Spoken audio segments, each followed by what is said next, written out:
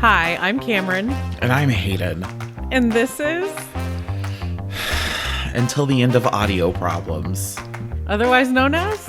Until the End of Crime. Where the next criminal act is going to be me murdering my fucking microphones. Yeah, we are fully aware that for some reason in the final edit, Hayden is echoing sometimes, and then sometimes not echoing. I don't hear an echo when we're recording at all, ever. He hears it sometimes. We don't know what's going on. We've been trying to troubleshoot at this rate for an hour. Yeah. And we troubleshoot for nearly an hour before every recording, so... And I've got rugs, I've got shit on my walls, I have things that are meant to cut down on the sound. It's not... It's not a physical echo. I have 3 different microphones. I bought nice cords that have like 40 gigabyte speeds. I have them plugged into the right ports. There's, to me, no conceivable reason I should be having these audio issues. I missed a doctor's appointment this week. It's been a rough week. It's been a rough week. It's been a rough 2 weeks for me, but it's definitely been a rough week for America, the world. I don't know. I think of Childish Gambino releasing This Is America, and he released it way too soon. Way too soon. Because what a banger that would be now. I think it was released at the exact right moment, because the number of times that I have sung that in the last week. I'm like, hey girl, you all right over there? Welcome to our political podcast, which we try to make it not a political podcast. We make real attempts to do that. I don't know how to process. And I know that we can talk about it later. We can talk about it never. There's just been so much this past week that I feel like I am in a cognitive labyrinth. And everything that feels like it should be an escape sends me back a pathway. And I feel like it's just never ending. So I don't know. I don't know how this gauntlet ends. I don't know what its natural conclusion is. I don't know if it's the end of society, the end of civilization. I don't know if it's less dramatic than that. I don't know if it's... Right. So, like I told you before we started recording, there actually might be a relevance to re-enter this conversation at the end of this case. I'll just tell the listeners right now that nothing in this episode is going to go where you think it is going. We're not even starting off with a case relevant question, just a PSA for people who are in the dating world. A cautionary tale, if you will. Nearly my own true crime experience. And if you're not interested in hearing this, go ahead and skip forward about... Was there a crime? It feels like it should be a crime. It feels criminal, but is it a crime? Go ahead and skip forward about 20 minutes. Okay. Okay. So I stopped dating in general around 2018, give or take. I paused dating in the US because I didn't want to end up in a relationship that would deter me from fulfilling the living in the UK goal I had for myself. I get to the UK, and my coworker, who has also become a friend, mentions this guy that she's been talking to from an app. She really likes this guy. We talked some more, and I kind of mentioned the not dating in the States, etc., etc. And she was like, I have someone to introduce you to. And when she said it, I was like taken aback a bit because, again, everything had seemed so sudden. Like, you remember whenever I got the interview, was offered the job, and then I was going to be gone within the month. Right. It was very sudden for you too, right? Oh, yeah, for sure. It was, yeah. So it was a lot. So I told her at that time that I wasn't ready right then, but to give me some time to process and settle, and that I would let her know when she could orchestrate this. And so about 2 weeks ago, I said, okay, send my information to him, which my information ended up being my Instagram. And he messaged me later that night. I responded when I woke up that following morning, and pretty quickly we switched to WhatsApp at his suggestion. Just a side note, didn't realize this at the time, but then he deactivated his Instagram. Okay. Shortly after. So anyway, WhatsApp is commonly used in the UK and is linked to your phone number. Mm-hmm. That detail does matter later. So anyway, he and I are chatting and we agree to meet. Low stakes, casual. Is everyone using WhatsApp in the UK? Oh, pretty much. Yeah, pretty much. Okay. Because all of the countries are so close together. Right. Okay. After we have plans to meet, two things happen. One, he was trying to push to meet sooner. And two, I learned that my friend and coworker had not met her app guy in person. But she had met this friend of his. The one that she so kindly introduced you to. Right.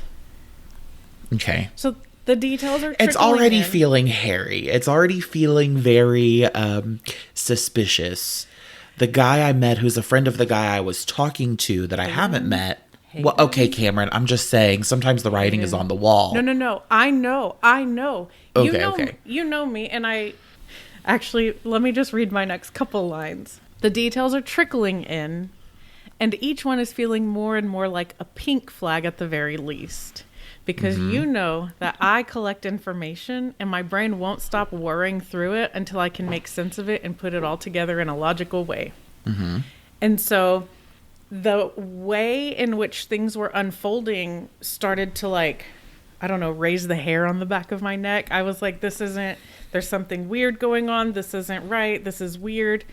So I'm immediately like, what the fuck? Why have you not met this man? I was under the impression that I was in a different situation than I originally thought. Mm-hmm. But whatever. I meet him. That was whatever. We just talk, but again, I'm a little sponge. Did he seem nice when you met him? Sure. He seemed all right. Yeah. Nothing about him that was, like, totally off-putting. No, there wasn't. Okay. So I'm absorbing nuggets of information. Okay. I noticed that if he asks me a question, his answer magically is very similar to what my answer is, or exactly the same in some instances. Sounds like a match made in heaven. And if I ask him a question, he's giving me answers he thinks I want to hear rather than being honest. I do hate that. Yeah. You also would hate catching somebody matching their answers to you. Probably. Yeah. Well, maybe you wouldn't. I don't like it. I think it would have to depend on the context. Sure. It would. I don't want that from anyone, really, because I want to know who you genuinely are. Right. But it's, by the same token, it's kind of, I guess it could be flattery in some ways. And if it was like an answer or two, okay, you're trying to show that we have things in common. Mm-hmm. But if it's matching all of your answers, or it has the feeling of being really... If I told you that my favorite food is enchiladas, and you were like, oh, okay, my favorite food is enchiladas too, I would know you're lying. But secondly, I'd be like, oh, great, like, next time we can hang out and get enchiladas. Yeah. But if it's something like... what do you think about totalitarian regimes? And you give me back the same answer I gave you, then okay, I don't think you're a critical thinker. Yeah. So. Yeah. So we're just chatting, and I'm curious, particularly after finding out that my friend hasn't met this other guy. And so I ask about this friend of his, who he works at the same company as. Well, yes, definitely works for the same company. And so I'm like, why has he not met my friend? What is this contract that he's on in London and doesn't have time that he's allowed off to go have any sort of social life? And he verifies that it is legitimate and tells me he didn't realize that our friends hadn't met until my friend told him when they met. Sure. Yeah. So we chatted for like an hour, maybe an hour and a half. That's all really reasonable. That makes sense. And then we went on our merry ways. During that time, he tells me that his mom passed away suddenly in March on the 25th of this year. Okay. And that his dad and two brothers moved to Ontario. So now we're in the same situation in theory. We're both alone in this country while our family is in North America. Mm-hmm. Wow. What are the odds? Pretty good when they're manufactured, I'd say. Yeah. The next morning, my friend messages me that her app friend broke things off with her. Suspicious. I have a really weird feeling all weekend about that. I felt responsible in a way, like I shouldn't have even brought him up. So Saturday night, we're messaging and he mentions maybe getting together on Sunday. I was like, I have to get a lot done on Sunday, which was true because I didn't get hardly anything done on Saturday because I was just disassociating. And sorry. So Sunday morning, he wants to plan his day. So I was like, I can't guarantee when I'll be done with my stuff or even if I'll get it done. So we'll pass for that. We had talked about getting together on Wednesday. So I was like, let's just keep that the plan. Mm-hmm. He was cool with that, except then he didn't respond to my message for like 13 hours. Okay. Which hadn't been the pattern to this point. So when he responds, I was like, oh, what did you do today? Sleep for 13 hours, I suppose. Okay. So Monday I get to the train station and my friend picks me up on her way to work and we go in together. You know what? To be fair, sometimes if someone asks me what I did and I'm like, I slept, that just means like I slept and then did nothing. Mm-hmm. So I can kind of understand that. Like I would say that if like when I go back to work, I will probably, when someone says, what did you do this weekend? I'm probably going to say I slept and played video games. Yeah. Which isn't all I did, but it's what I did. Yeah. Made a podcast. Yeah. I've kind of stopped saying that part because people are always like, oh, yeah. Yeah. Do you listen to it, bitch? Are you putting it into your ears? Not. Absolutely not. So naturally, we talk about my visit and about how she's feeling with this guy who's broken things off with her. So I ask how she's feeling. And then I say to her that it was possible that the reason that this guy needed his friend checked up on, which was the context surrounding their meeting, was because he had just lost his mom earlier this year. She said she didn't know anything about his mom dying, but that his dad died in a car accident a few years ago. Then she says, as we're getting out of her car, that her mom floated this idea that maybe the two friends are actually just the same man. Smart mom. Yeah. Which kind of landed a little bit. It had landed for her because her mom said it on Friday and she brought it up to me on Monday. And so I tell her that we should check the style of texting between the two men, and she had an even better idea. She said, pull up the phone number. So we both pull up the phone numbers, and lo and behold, we're both messaging the same number. We sit on this information for about 5 hours because as we find this out, she has to go off to a meeting and then school starts. The kids are there. What are we going to do? Not do our job so that we can figure out what's going on?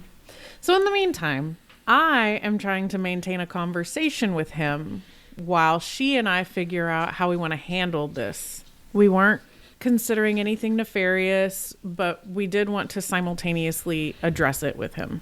But I think that he could tell that I was not as engaged in the conversation because he told me that he missed me. Ooh. How do you miss someone after meeting them once? Hayden, I was like, you haven't even been messaging me for a week. Yeah. Which, even if I wasn't under the impression that by that point he was the same weirdo catfish that had been talking to my friend, that would have been too much for me. I don't know that I'm the right recipient for love bombing, which is where I felt like it was going. Yeah, talk about a flaw. These Suitors, potential suitors, Cameron does not want you to send her things like, I miss you after you meet her once. Maybe I'd like to see you again. Hayden, he was like, time is a societal construct. And I was like, uh-huh. He said, that's not how the mind works. That's not how the mind works. And I was like, you're going to tell me how the mind works? I have a master's in psychology.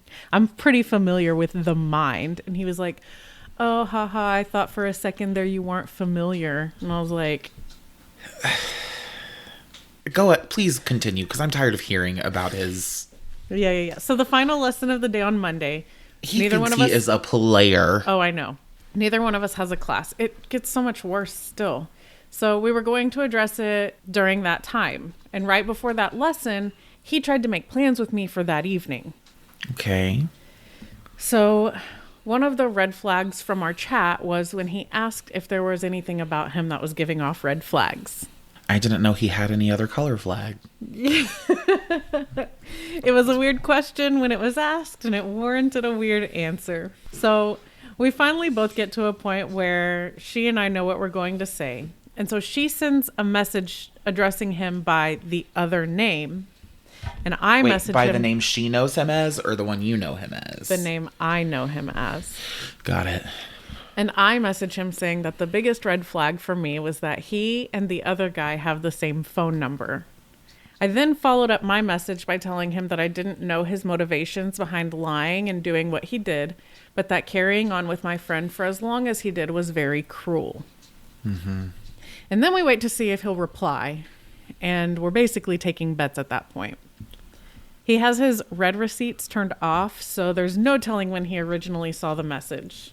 We finish the day. We have an hour of professional development after the final lesson on Mondays.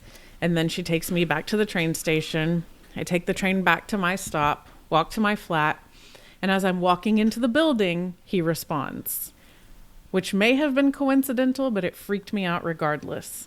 At this point, I realized that this human was going to try to talk his way out of this situation. Mm-hmm. He was going to explain it all away, which is why his friend made him use his WhatsApp account to speak to me, because his friend didn't know me very well. And this was stupid because his friend didn't know me at all, and it was the first time that he gave himself away. And there are many more messages to come after that in which he exposed himself and doesn't even realize that he did. So then he did that thing that men do to women where he tried to belittle me by asking what I was going on about after I accused him of lying. Not the gaslighting. Oh, the gaslighting? It arrived right on time. I responded by saying, please don't do this. You met me. I am intelligent. To which he played dumb. And he followed that up with, he wanted to know what I was insinuating. And I said, I'm not insinuating anything. You and your friend are one and the same. And then he complimented me. He told me I was funny. Oh my God. Yeah. And then we had some exchanges where he knew far too much about the conversations between his friend and my friend. And he tried to say he hates when 3 parties get involved in something because once 2 parties get sour, the third person is left to face the repercussions. And he didn't realize that his math wasn't mathing at that point because according to him, there were 4 parties involved. Anytime he was legitimately backed into a corner, he tried to deflect, saying things like, why am I the one having to explain this? And one of the next biggest giveaways was when he asked, I guess things have been ruined for me as well. Remember, he was the one who broke off things with my friend, so I'm not sure what he was talking about being ruined. In the meantime, he started messaging her again, saying that he's devastated for his friend who had gotten his hopes up and now he was broken. And I told him if he really wanted to clear things up that we could have a 4-way FaceTime. And he was 100% on board with that. Mm-hmm. But also, wouldn't it be really stupid of him to text 2 different women from the same number if he was catfishing? And I was like, you said it, not me. You're right. It was very fucking stupid. Welcome to the point, bitch. You could have at least, they make fake, well, you know what? Maybe that's the plus of using WhatsApp because there are all kinds of apps where you can like spoof phone Right. numbers. But if you're using WhatsApp, you have the one phone number. So I guess that's really not possible. Yeah. And she did research, and it's not possible. So ultimately, his friend, despite being heartbroken for him, wasn't able to step up for him and clear the matter up. So, Wow. yeah. I guess they That's weren't rough. great friends like I was led to believe. Or wait, friend or father figure? It depends on who you're asking. I think it's really odd that he was so committed to the lie. Like, at some point, you just have to admit, you're right. Here's the asked him- thing. I think that there could have been hope for him. Maybe not with you or with... But if he had been honest and explained, you know what, I did this thing. It was really fucked up. I'm sorry to both of you. Knowing you are the kind of person who does make efforts to forgive people. I have seen you forgive people who didn't really deserve it, in my opinion. And so I think that there was an opportunity for him to have ended it in a way that may not have been positive, but wasn't awful. If I were to read you message for message what I sent, that's written all over the messages. And Yeah. I didn't need him to apologize to me. I didn't even feel like he had done anything to me. But I think that what he did to my friend was really cruel. So that's who he should have apologized to. Anyway, so well, I guess it was last week. That was bananas. And between all the stories that he told me and my friend, he has either suffered a lot of tragedy in his life or he is killing off people left, right, and center. Because there was also a small dog that he named Cody, who he named after his dad's friend who died. And I could have misheard him about his dad moving to Ontario. I don't think I did. But apparently he didn't mention his dad to me since he hasn't talked about him since he passed away. Dissimilar to his mom, although they both died suddenly and unexpectedly. He's really giving me getting out of college exams vibes with how many people are dying and who's died and not being able to keep it together. Yeah. So I don't know if anything he said was true, but that was my week, and it's not technically a crime, but it feels like it should be a crime. It may not be a crime, but it certainly was criminal. It was it smacks of deception and duplicity, and it harkens back to bungled crimes, which I know that we didn't do a themed episode, but we both did our bungled crimes, and it belongs up there with our crimes. I do think that it is important to say that had we not figured things out when we did, that this very easily could have devolved into some sort of crime. I obviously withheld some details out of respect for my friend and even the person who orchestrated this whole thing. And props to everyone who has ever endured the apps. I told everyone at work about this story already. What I was did like, they you guys aren't say? going to believe this. Do you know the moment that I knew that he was a liar? You're the perfect audience for this. You're the perfect Okay. audience for this. The moment that I knew he was a liar was when he told me to my face that I looked like I could be 26. I think you could say that to people. I think I would maybe say something different, like 29. I don't think I look 29. Maybe not, but, you know. I don't need to. You don't. You don't. You should be proud of your age. I'm 36. That's It's 73 just a years of fact. hard-fought battles. It's just a fact that I am 36 and not 73. Every day I look in the mirror, I'm like, who's this withered man? Who is this man who's been through trials and tribulations and has gone through perdition, and he's here with a gray beard and... Are you ready to hear an actual crime? Or maybe multiple crimes? multiple crimes. I'm ready. I'm ready. Okay. I'm ready. I want you to do your best Sarah Koenig impression. No.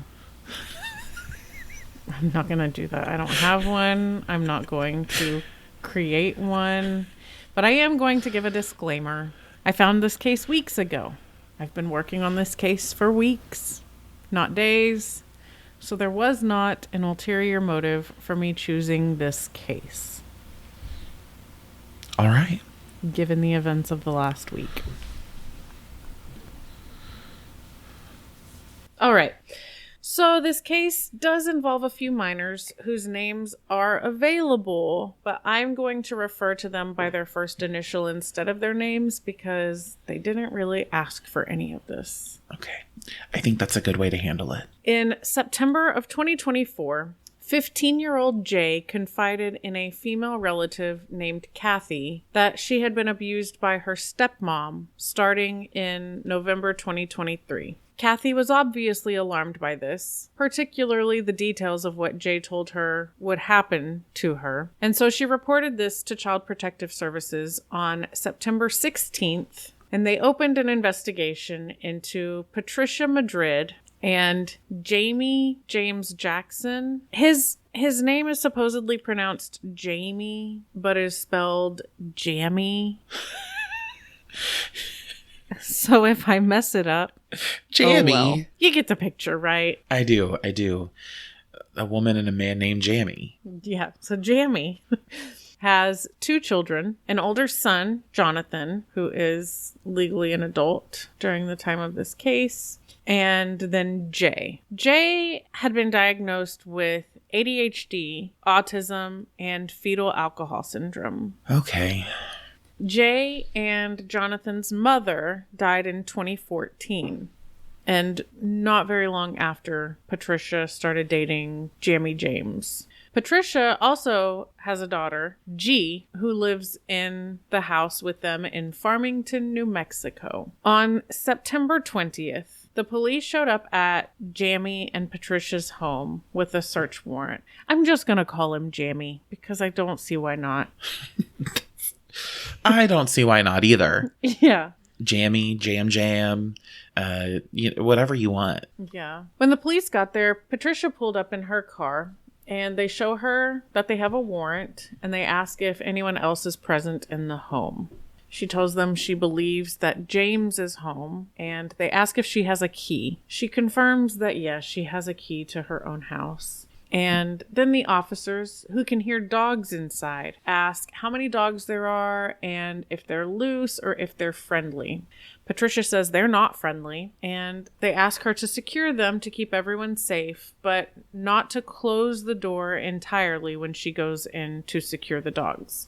She enters the house and, sorry, I'm probably going to switch between present tense and past tense a lot in this because I watched most of this on body cam footage. Okay. So, sorry if my tenses aren't lining up. Okay. If anybody even notices that. Okay. So she enters the house and she closed the door behind her despite being told as she was closing the door to not close it all the way. She didn't secure any dogs because when the officer told her that he wants the door to stay slightly open, he pushes it open and a large dog comes out. This dog is not aggressive towards the officers, not barking, not trying to run off. The pup just comes outside with relaxed body language, tail wagging, no qualms with anything going on. And to be clear, she told the police that these dogs bite. Okay, so obviously she wanted to hide something. Mm-hmm. Rather than securing the dogs, she disappeared somewhere in the house. Mm-hmm. Officers have their weapons drawn at this point because, obviously, she had deceived them for some reason, and they aren't sure why, and they don't know where Patricia or Jammy are currently. I have lots of questions. Is she holding somebody captive? Is she burning evidence? What is happening? Go ahead, continue. I'll say that none of the things that you just postulated are what she's doing. Okay.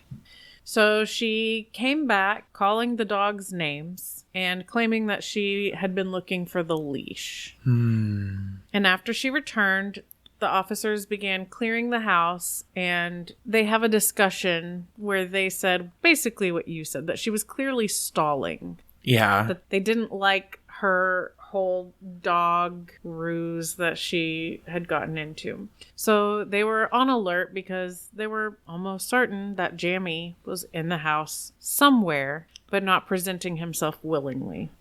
But they clear the house and they returned outside where Patricia was now complaining of a sudden onset of sharp pain in her stomach. Oh. Yeah. Well, so what? She took a pill to make herself sick? No. She had gone to a potluck earlier. Oh. Or maybe it's because of how hot it is. I don't trust a Patricia. I don't really ever trust a Patricia. Maybe if they go by Trish, maybe. But if you're going by the whole Patricia, no. There's something sinister about you. So maybe it was due to the heat. Anyway, while this is going on, one officer noticed a curtain in a back room move as someone peeked out of it. Okay. So at this point, they know that even though they've cleared the house, Jammy is in there somewhere. And that they missed him somehow. He does come out after they see him, and they insist that he present himself with his hands up.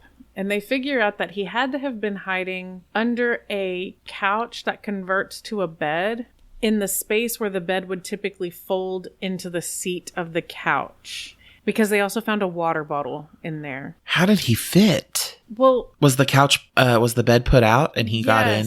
Yes, okay. The bed was pulled out. So if you were to look under the bed where the front of the couch is, would have blocked you from being able to see him. Right. Because he was back behind where the bed would ordinarily be tucked. Why is Jamie so stupid? Why didn't he just wait for Patricia to come back in? I don't know. Jamie played himself. Well, they were calling paramedics because she was having this sudden onset stomach pain. So, I don't know. Anyway. So, since they did make their presence known in every room they went in, including that one, they had enough to charge him with resisting arrest at that point. They also at some point said that it was like a Harry Potter house because there were like mystery doors and the closets were deceptively deep. So they're like, there are plenty of places he could have been hiding, but they established that the water bottle likely meant that was where he was hiding. I don't know. Weird. I would have dropped a water bottle down there and just not known. Yeah. Anyway.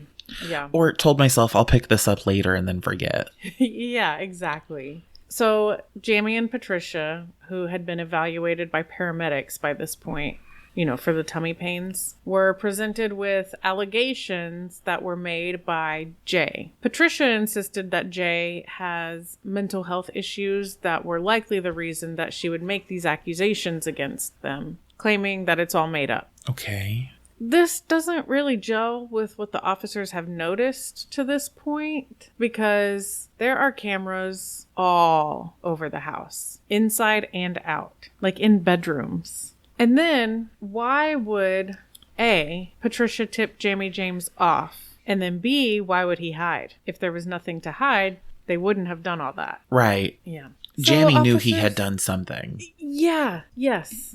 So the officers conduct their investigation looking for items that could be used to hit someone and items that could be used to lock someone up. In one of the Harry Potter closets. No. Oh. They made sure to get pictures of the chicken coop because Jay has alleged that she had been locked in the chicken coop sometimes from 6 a.m. until 10 p.m. or even as late as midnight. They searched the chicken coop to see if there is any evidence of human feces, since Jay also said that she was not permitted to go to the bathroom.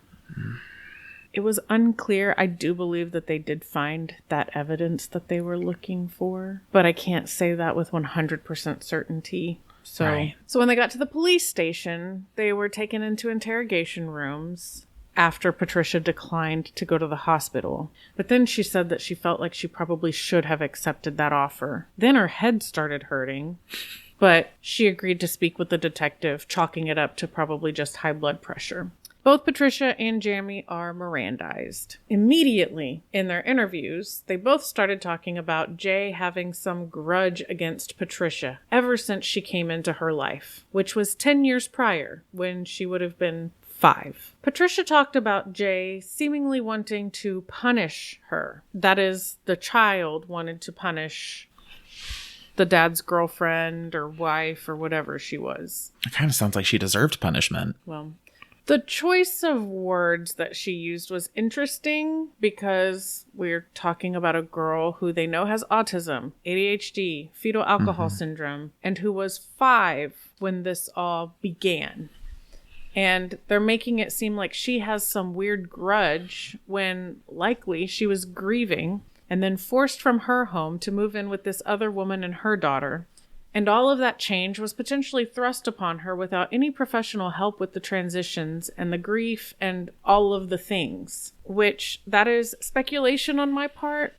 I do know that at some point there is a mental health specialist who does work with Jay, but I don't know when she came into the picture, but we will talk more about her pretty soon. Okay. So Jammy, her father, described her to the detective as... What, Jammy? Just fucking Jammy. Described her to the detective as a handful. Originally, they tried having Jay and Jonathan sharing a bedroom. But then apparently Jay would break and steal Jonathan's belongings. So then they tried having Jay... Who was Jonathan? Jay's older brother. Okay. Bio brother? Yeah. Yeah. Okay. Like 3 or 4 years older. Okay. So it would have been like 8 or 9 at the time that their mother passed away and that they moved in with Patricia and G.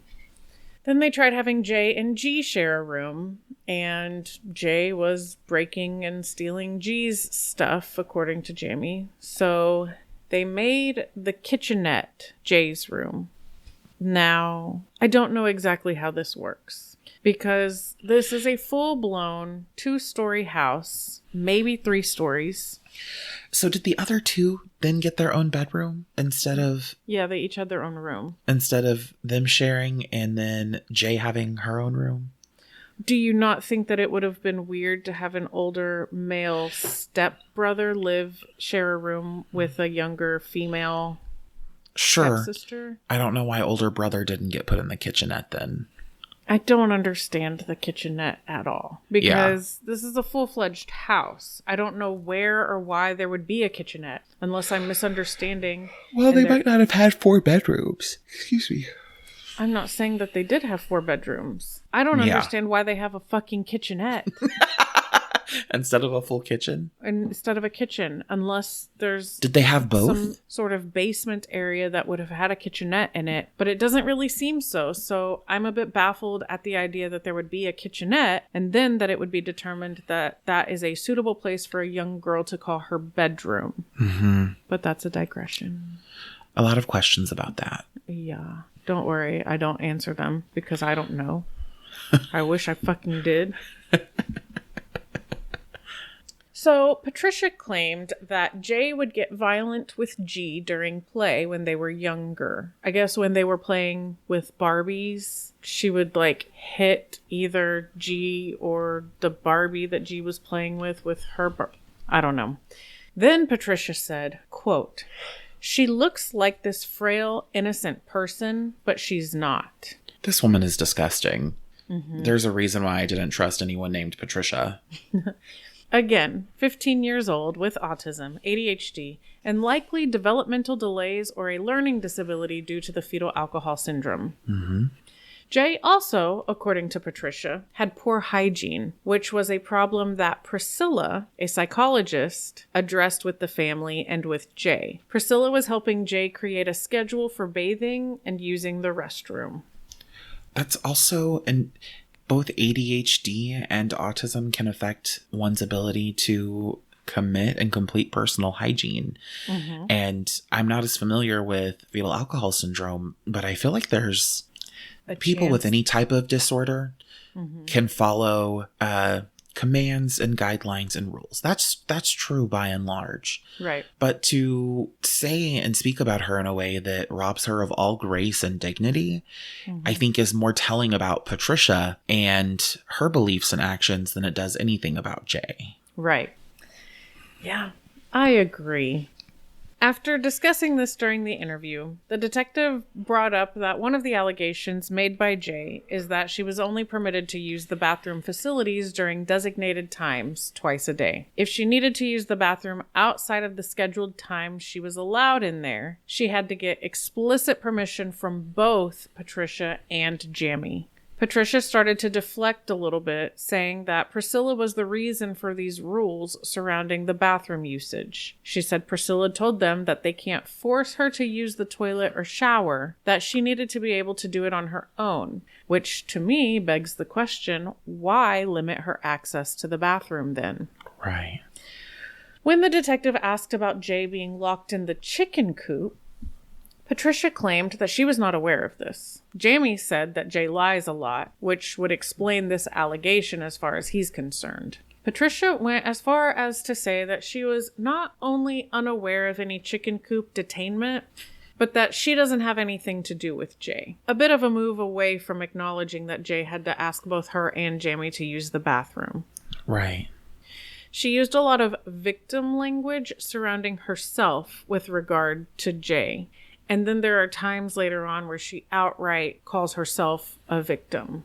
A victim of what? Of having to be a parent? Parenthood? Well, step-parenthood? That's one word for it. So while Patricia and Jamie denied anything to do with Jay being locked in the chicken coop, a chain and padlock was found on the chicken coop, just to make sure that the chickens didn't unlatch and open the coop, I'm sure. Those pesky chickens. Those chickens with their fucking opposable claws.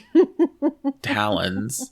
Stupid. Yeah. As part of the investigation, the officers wanted to dump their phones. And Patricia declined, and Jamie let them dump his phone. And since they didn't know anything about a locked chicken coop, but mostly, and probably they definitely did, according to the messages that they exchanged. And this is unrelated, but also should be categorized as a crime, because Patricia is saved in Jamie's phone under sexy bitch I can't live without. Sexy bitch is one word, and can't live is one word. You know, way to keep the romance alive. Yeah. So anyway. These are very clearly probably not very good people. Well, the victim in this situation, Patricia, sent Jamie messages questioning Jay's use of the bathroom. She said she's allowed in there at 7:45 a.m. and 5 p.m. And she wanted Jamie to, quote, remind her ugly ass, unquote, of these designated times because she had apparently been in there multiple times, which was too much for Patricia, despite her not having anything to do with her. So the investigation uncovered many chains and padlocks, including one in Patricia's vehicle. And she told the detective during her interview that that padlock specifically had been used for their faucet. I'm assuming the external faucet, because someone was stealing their water. Okay. The messages between her and Jamie revealed that she believed it was Jay stealing their water because she was asking to urinate more frequently than her twice-a-day allotment. How many fucking times was Patricia pissing a day? Great question. We'll never know the answer.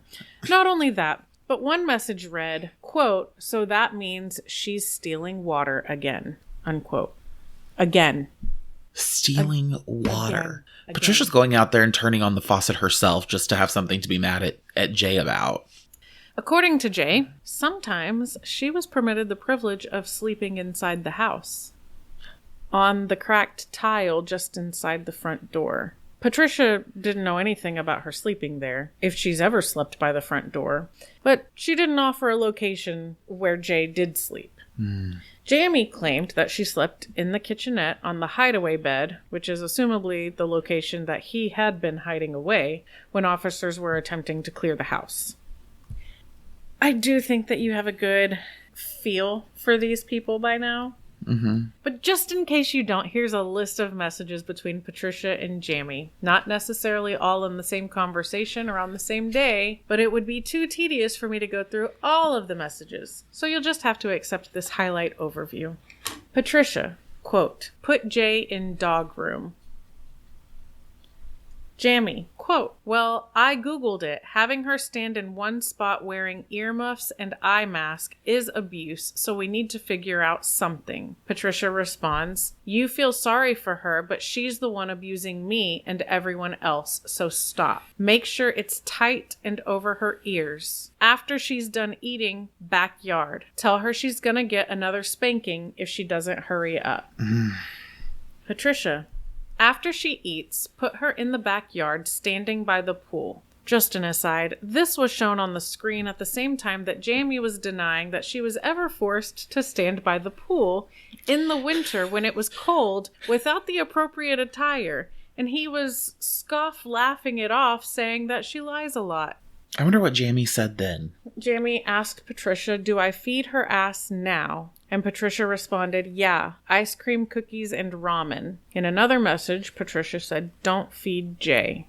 In another message, Patricia said, the rest of the day, don't feed her. Don't feed her until she's hungry and asks for food or steals it. She's sore from making herself throw up, and now she's complaining about it. She really wishes there was something wrong with her so she can use that as an excuse like she did with her mom.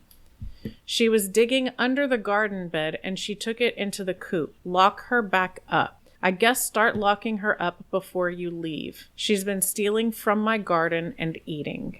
Jamie sent a picture of Jay that looked to me like she is in the area with the chicken coop because she's behind a metal fence with her face in her hands, and he says, she's doing her shit again, LMAO. And Patricia responded to this saying, she's doing it because she wants you to twiddle her. Patricia, everything has been awful ever since I came in contact with Jay. I wish that bitch was dead with her mom. She is a horrible human.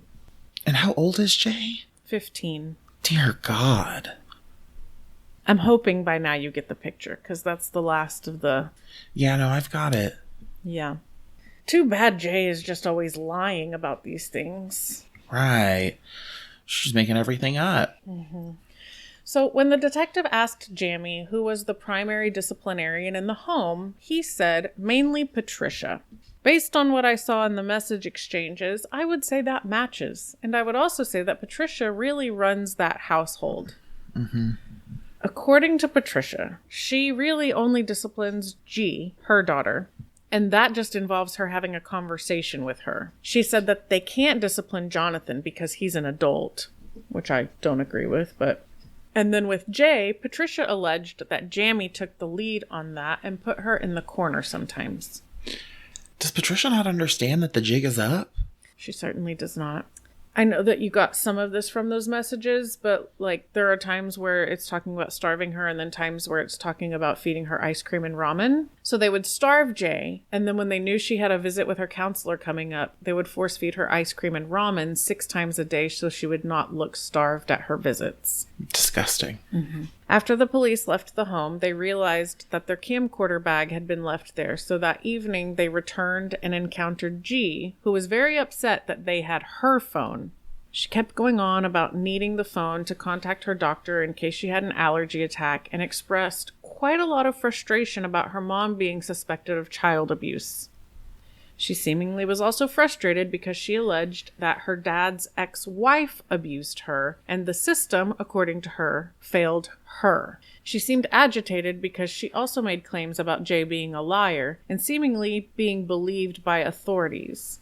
And she really seemed to be reiterating things that her mother likely said to her, saying that she's the actual victim, and so on. Mm-hmm. Then Patricia comes out and says the same words. She says, quote, I'm a victim. We're just such victims. We couldn't leave our stuff out because Jay will just steal or break it.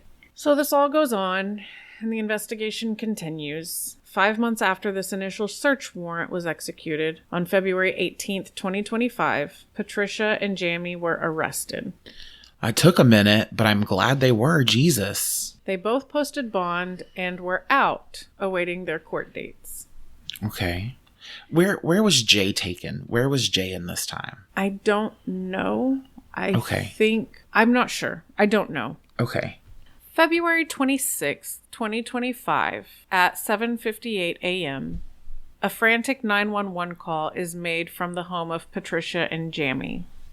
It is G, and she's saying there were shots fired. Patricia was in the driver's seat of her vehicle, and she had been shot 6 times. Okay. Any guesses? Has anyone else been shot? Mm-mm. Well, in my mind, I think she's crazy enough to shoot herself in an attempt for sympathy, but 6 shots would be excessive. And they were all to the back. Like they were she was shot from behind. Okay, so probably not her. I don't know. Maybe Jammy, maybe G. Maybe G was really pissed off about her phone. I don't know. Well, she has her phone back because she's the one who placed the 911 call. I don't know. I'm just grasping at straws because I don't think it's J. So G was understandably distraught, having just been talking to her mom, and then she went back inside, and that was when she heard the gunshots. She came out and saw that her mother had been shot at least once in the back of the head. 380 shell casings were found at the scene. And G is telling the officers that are on the scene that since the arrests of Jammy and her mom, the family had been getting death threats. That even she had had rocks thrown at her when she was outside of her house at one point. How old was G? I think she was about 15 as well. That's unfortunate. G's a child too. Yeah. She said a man had attacked her mom at their house and said that her dad had also been threatening her mom. She also said that her mom was in the process of trying to leave Jammy, so although unlikely in her opinion, it could have potentially been him responsible for shooting her. Jonathan was present at the house and was taken in on suspicion after the shooting, right after the chaos. We've not heard about Jonathan at all outside of this one incident, so it's hard for me to believe it's him. Yeah. And he was interrogated at the station, but was released after speaking with the officers. He had been asleep at the time, and the shots woke him up. So after Patricia and Jamie had been arrested, the Farmington Police Department posted about it on Facebook, laying out all the information about their arrests, the 14 charges they both face, as well as the allegations against them that led to their arrests. With the investigation beginning in September and the arrests being made in February, I think people assumed that they had already been determined to definitively be guilty. Right. The motivations behind this post, in my opinion, having read it, can really be underlined in the post where they state that this investigation and subsequent arrests were resultant from a positive working relationship between the Farmington Police Department and Child Protective Services. So it was good PR, basically. Yeah. And the comment section under it on Facebook was exactly what you would expect the comment section on a Facebook page about an alleged child abuse situation. That is to say, people saying that they deserved to die, people saying that they were horrible. The community was not happy with Patricia and Jamie. Understandably so. I mean, there are some thoughts that should be inside thoughts. We don't have to express them on Facebook. We could instead express them to our spouse, our close friend, our therapist. I don't think we have to say it on social media. Right. Patricia unfortunately succumbed to her injuries, and a witness notified authorities that they had seen a man fleeing the scene on a bicycle with a backpack on. A call came in later about a youngish man, around 18 or so, with a backpack on. And the police were able to track this guy down, pat him down, search his backpack, and then realized that he had nothing to do with this case and was just on his way to school. Okay.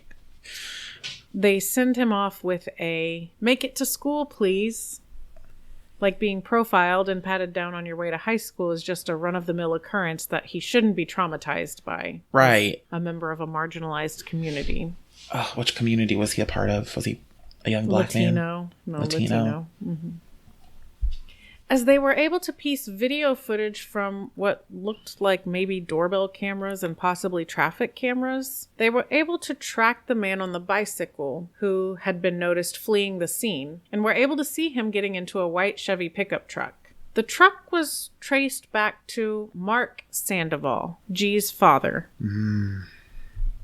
The police asked him to come to the station for questioning about the alleged child abuse case and to, moreover, determine if he had a stable environment for G to be placed in. And Mark was very willing to come down and discuss this. He had cooperated with the child abuse investigation, permitting his cell phone data to be downloaded by Farmington police, and so on.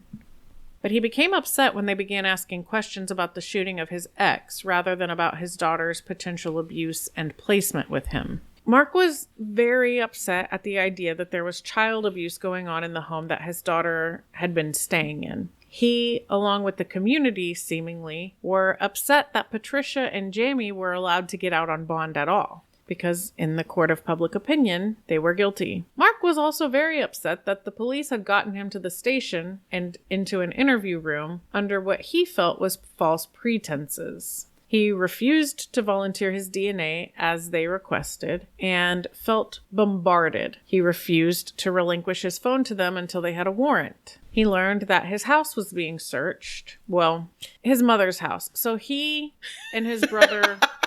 He lived with his mom? Yeah, they were living with his mom. Mm-hmm. This, Cameron, I hate this already. Like, I hated it from the start. Mm-hmm. I hate it now. Mm-hmm. And I know that was not necessarily your intent, but I understand how you said it connected to current events that I don't want to get into. I don't want to talk about it. Right. But from a therapeutic standpoint, one of the things that we talk about with clients is that two things can be true at once, and they can be radically opposite. Mm-hmm. They can be diametrically opposed even, but that doesn't mean they're not both true. And so in dialectics, what we say is this and this. Mm-hmm. And so, like right now with Patricia, I feel sorrow over the fact that her daughter G has lost her mother. Mm-hmm. I feel sorrow that someone died by gun violence. I don't like gun violence. I'm not some kind of proponent of gun violence. Right. But on the other hand, I think that the evidence seems to point that she abused her stepdaughter. Yeah. And to treat a human as if they are lesser than, like they are some kind of animal, which we are animals, but some kind of... It sounds like she was treating Jay in a way that I wouldn't treat Benji. Right. And there's this competition within me of she either deserved it or this was a terrible atrocity. And the truth is both can be true at the same time. Yeah. You can feel both sympathetic and outraged. You can feel both sad and content. It doesn't have to be one or the other. And holding those different kind of emotions, having a dialectical like that can be difficult because it creates this sense of dissonance. Mm-hmm. But the truth is that we can sit with both. And so I feel like I just need to say now, I do feel bad. I hate any time someone dies to violence, any kind of violence, particularly gun violence. Mm-hmm.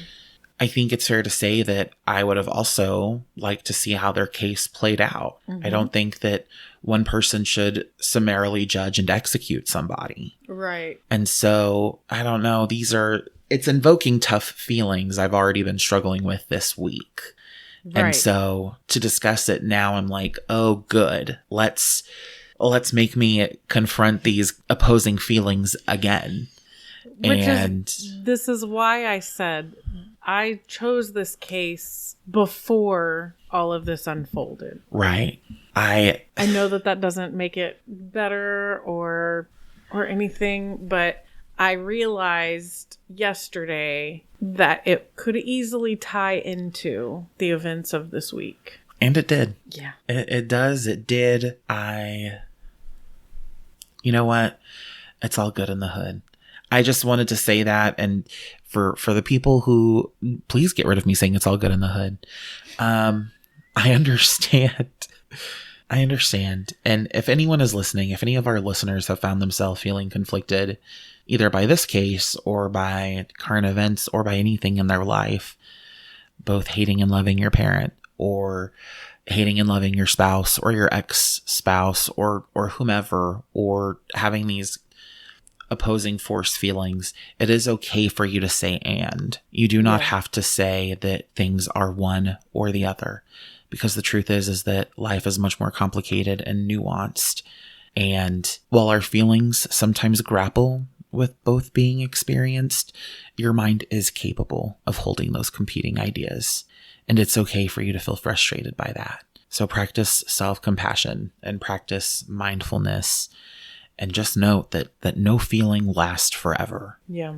And none of that is official therapeutic advice. I can't do that like in this situation, but that is life advice from one person to another. Yeah, just humans with microphones in front of us. Yeah. Maybe echoing in your ears, who knows? Yeah. So anyway, it is so crazy. Sorry. It was crazy to be a therapist this week and have to have conversations about this all week long. Yeah. It was its own kind of exhausting, and I'm trying to process it along with the rest of every other human on the planet. Mm-hmm. And I'm also helping other people process it. And so there's a level of performance that goes into, let me help you through the process as I know it, while I'm simultaneously trying to execute this process. Yeah. And now I'm executing it once again. Sorry. Don't be sorry. Don't be sorry. This case is gross, but it's enjoyable. Like, I hate this. I hate this. I hate this. This poor child has multiple developmental delays. Maybe I shouldn't say delays, developmental disorders. And lost her mother when she was 5. And was living with someone who said that they wish that she had died too. Yeah. And again, where the dialectical comes in, I feel both sympathy and contempt. Yeah. So Mark's mother was being brought to the station, and her home, there was a full-blown investigation into Mark Sandoval at this point. He became very upset, very irate. He was hollering. He wanted to leave. Was he hooting? Admittedly, it stressed me out so much to watch it the first time that I had to fast forward through that part the second time. But he was a suspect in the murder of Patricia, and so he was being held and questioned. And again, this went on for a while, and he was big mad. Again, I don't want to do a play-by-play of his time spent at the station, but the way that he was speaking and reacting gave the police some insight into how mad he was at the situation and how much of a temper he has. Oh, Lord. He was telling the police that there was this child abuse that was going on, and that basically they were responsible for his ex being allowed back out after committing this crime, but innocent until proven guilty. Again, that wasn't really applying here. So when Patricia and Jamie had been arrested, which was 8 days prior to her being shot, Mark was in rehab at the time. Do you know what substance? I believe alcohol. Okay. I only say that because he did specifically say that he was staying with his mom since he got out of rehab, and that there was no alcohol or anything in the house, and that she was a retired teacher. So he had since gotten out of rehab in the 8 days following the arrests, and he was living with his mom and brother. So they're searching the truck. They found bullets in the truck, but none of them matched those left at the scene of the shooting. Once they had a judge's signature on Mark's warrant, they came in and photographed him, collected his DNA, collected his phone, collected his clothing, tested him for gunshot residue, and took his glasses. And he had his hair in he had short hair, but it was in a low ponytail. And once they left the room, he took his hair out and tossed the band that had been holding his hair on the ground. And then they came in and collected that as well. What? And he was able to leave after that while they were processing all of the potential evidence that they gathered from him. The following day, a discovery was made. There was a dump site where a bicycle was found, and it was very similar to the one they traced along the videos until it arrived at the white Chevy. They found a gas can, a .380 handgun, ammunition, clothing that matched what they saw in the videos, and then they found a pair of prescription glasses. Mark's glasses had already been collected by the police the day prior, so they had an optometrist compare the 2 pairs of glasses, and the strength of them does not match. Ooh. All of a sudden, they realize that there's a strong possibility that Mark was not responsible for killing Patricia.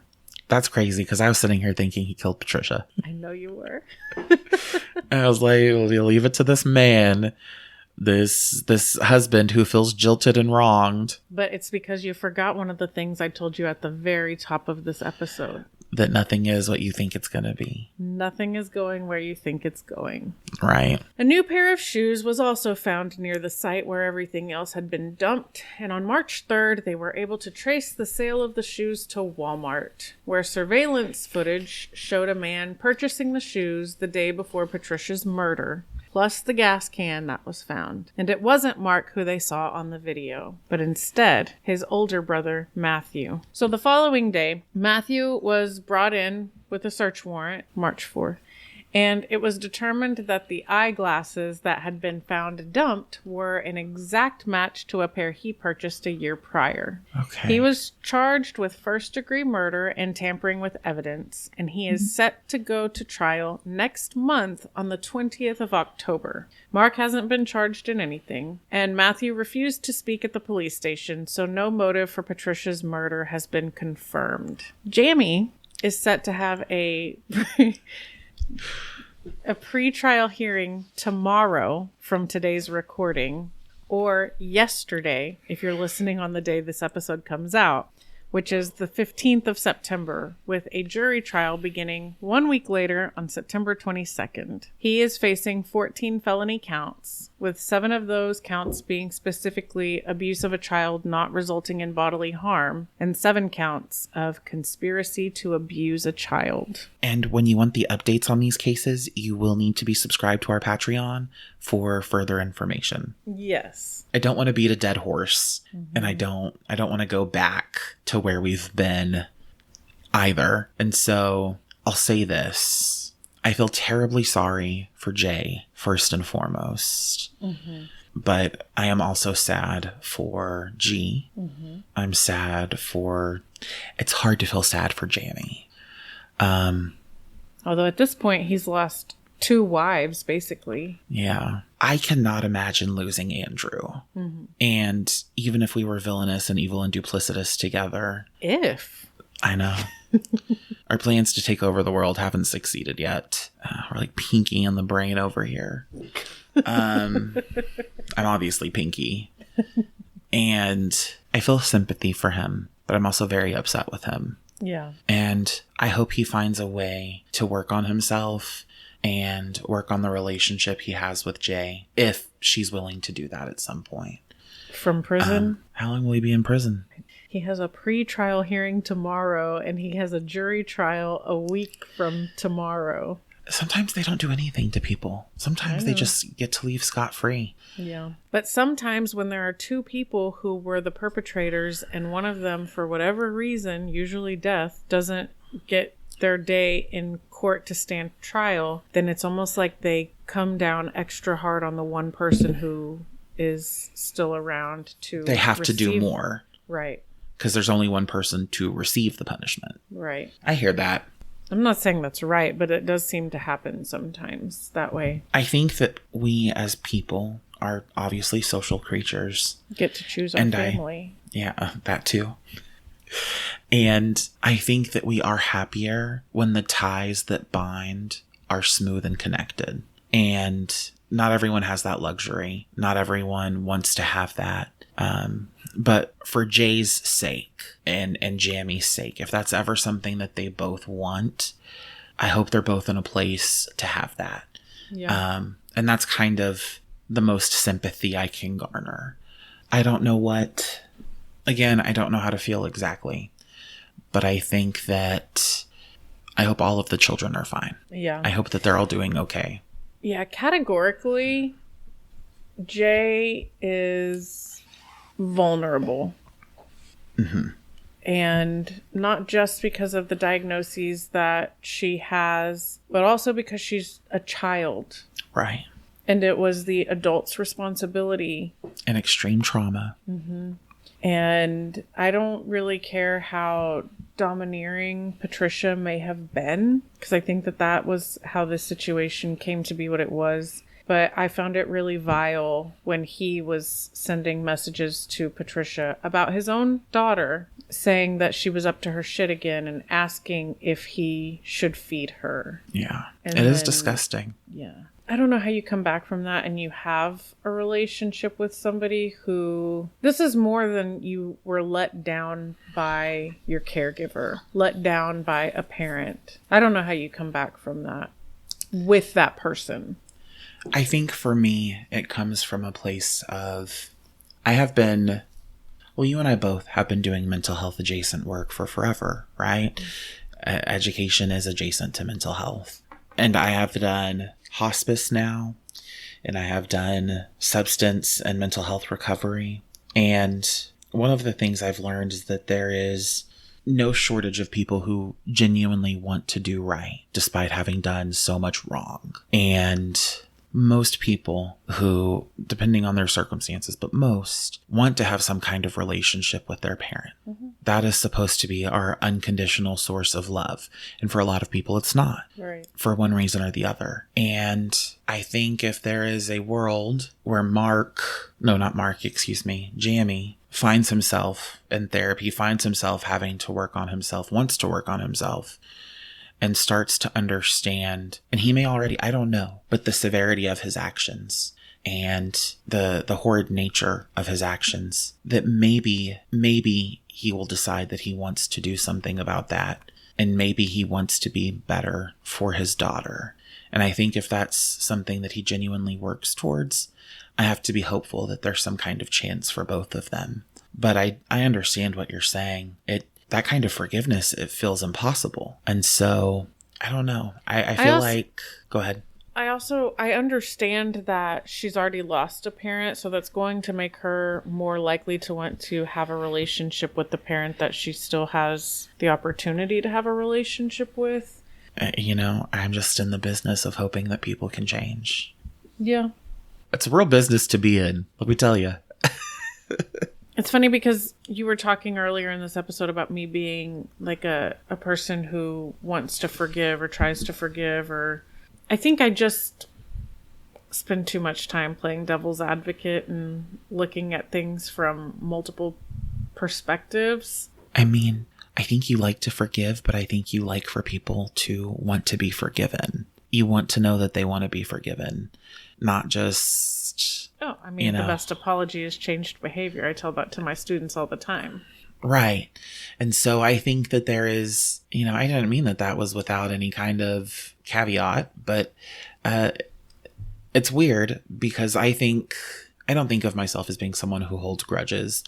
And then I think about it again and I'm like, oh, I do hold a grudge. Mm-hmm. I think I'm more likely to hold a grudge than you. But in this situation, I think anytime we're talking about something that's criminal, where we're talking about mental health and rehabilitation, but then other days you can ask me and I'd be like, lock them up for life, put them away. Yeah, I know. So it varies day to day. I think it also comes like now I've worked with people who I've watched really change their life, like people that were doing really not so good things. And I feel more hopeful than ever that people can change. And so it has me asking myself tough questions. I don't know. I want to touch a little bit on G and her relationship with her. Well, I don't know so much about her relationship with her dad, but he was in rehab, which shows that he's trying to improve. Mm-hmm. He also acknowledged when he went to the police station to discuss with them, like, her placement and everything. He was frustrated that the people who were, in his perception, perpetrating child abuse were allowed to return to the home in which they had done so, but also that his daughter was there. But he also acknowledged that it would be really difficult for her and disruptive for her to be pulled from that situation. And then when I think about her, what I would say, parroting some of the language that her mother was using. I'm a victim. We're the victims. I'm a victim. She's a liar. My mom didn't abuse anybody. The system failed me. Why is the system listening to this liar? All of those things, I think that it is unfortunate that she lost her mother. There is no other way to look at that. I do think that it's an opportunity for her to have a relationship with her dad where, or with a parent where she's not being taught that she is a victim in her life. Right. Because if her dad is working to make himself better, he didn't use, I never saw him use any victim language. Mm-hmm. And so I think that if there is a silver lining, she has maybe the best opportunity that she has if she lives with her father to get out of a situation where she's being taught a victim's mentality, that she is a victim of whatever is going on around her. But it's still very tragic that she lost a parent. There's no winners in this case. Everyone has lost in this instance. There is no sweet victory. There is no sweet justice. There is no just desserts. It is just sucky all the way around. I mean, her uncle killed her mother. That in and of itself is pretty fucking wild. I don't know how he ended up, what was his motive. None of that.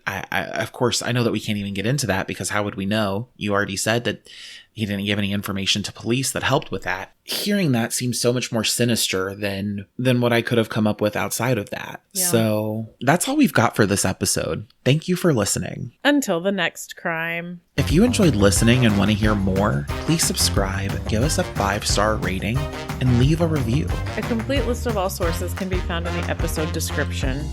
Recommend us to a friend. And if you are able and willing to help us produce this podcast, sign up for our Patreon. The link to joining our supportive